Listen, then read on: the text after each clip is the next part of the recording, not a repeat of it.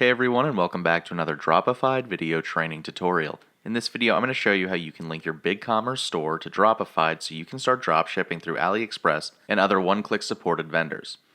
So let's get started. The first thing we need to do is log into our Dropified dashboard, and then right here under Stores, you're going to see a button that says Add Store. So we're going to click on this, select BigCommerce, press Continue, and then this is going to ask for our store's URL. So what we need to do is we need to log into BigCommerce. I've already done so.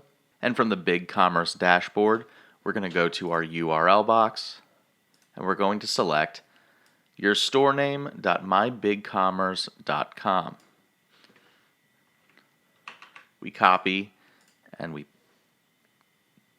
paste that. Make sure to press yes. And this is going to redirect you to Dropified's app within BigCommerce. So just press install. Make sure to press confirm. And then you should get this prompt that says the store was successfully added. So now you're ready to start importing products. Into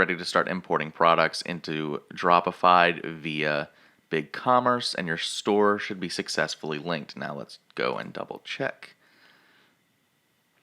And as you can see, our store has been added to our list. But that's how you link your BigCommerce store into Dropified.